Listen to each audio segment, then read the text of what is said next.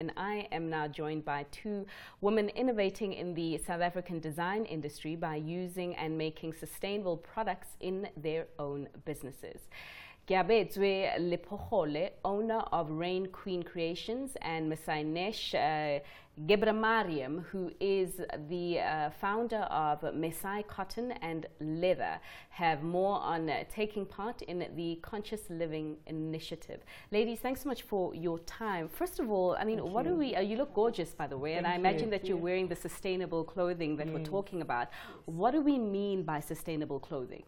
Okay, first and foremost, I'd like to speak about the conscious living, because like this exhibition is about that. So conscious living is about being responsible for your purchases as a person, like knowing what you consume, like, and knowing its impact towards you, towards the society, towards the environment.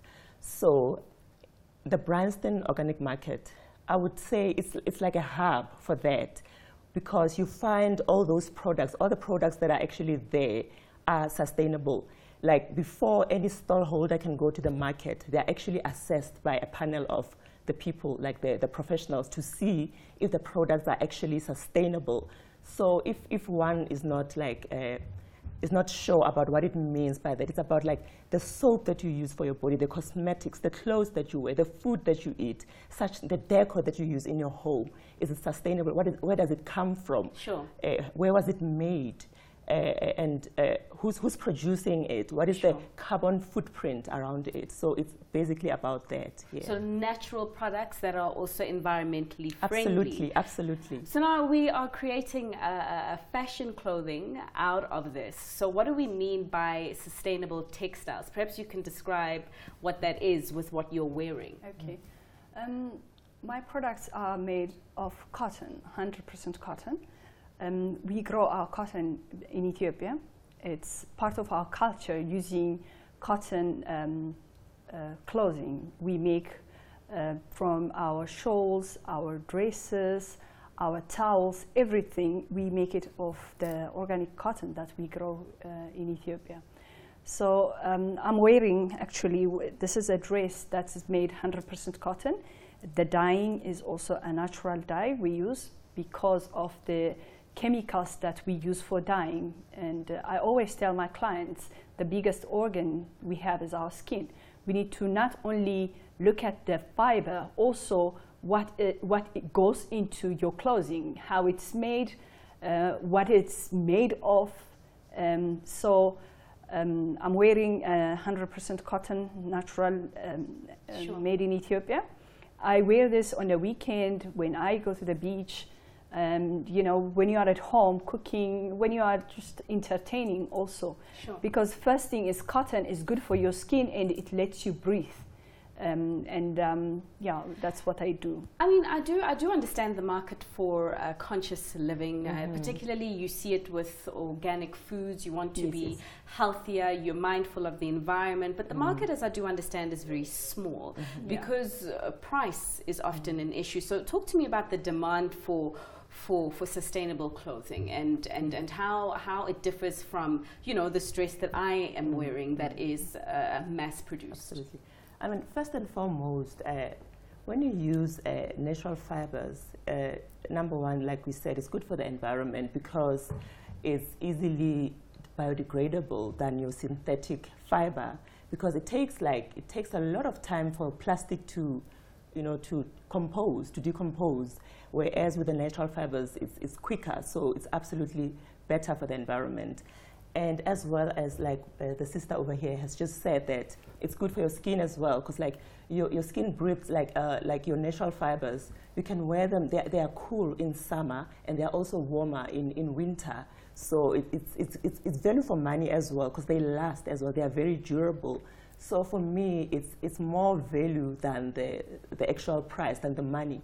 When you can have a few items, a few pieces that'll last you for longer than having like a lot of items that are actually cheap. For sure. And I mean, in terms of your pricing point, particularly you say you manufacture Ethiopian clothing. I mean, where's the demand coming from? Is it in South Africa? Are you doing more things across the continent? you know, the demand is growing around the world because of the awareness that people have over, you know, products, natural products. And we are exporting in other countries, but I am the only one who's doing it in South Africa. Sure. And I am based in the Bryanston Organic and Natural Market. We have an online shop as well. But it's a growing demand, so I have to look into it, and I will have to try to meet up the demand that is, you know, it's Sure. growing slowly. Because, I mean, ladies, I mean, when we talk about textiles in Africa, we talk about a very difficult market. I mean, some might even say that we don't even have a textile industry here in South Africa because we've got such an influx of cheaper imports coming from all over the world, mainly China. But how do you guys stay competitive with this competition? And, you know, take me through where your manufacturing is actually done. You know, you do the best with what you have, because you can't wait for things to be perfect. You can't wait for the industry to get to where it is. I mean, while things are getting there, you make the most of what you have. Like, for instance, I use a lot of shweshwe fabric, Sure. and it's manufactured locally in PE by the Gama. I use that. And as well as I buy fabric from some place called House of Hemp, and we use a lot of hemp. It's a blend of hemp and organic cotton that I use. So you find places where you can find it, whatever is readily available in South Africa to use, until we'll get to a space where we can have our textile industry revived again, because it used to thrive back in the days. It used to be like a big thing, our textile industry. But in the meantime, we have to make the most of what we have. I want to add on that. You know, we have to be conscious of what we use. And for me, we don't have to own a lot of clothing. You know, we have to consume responsibly.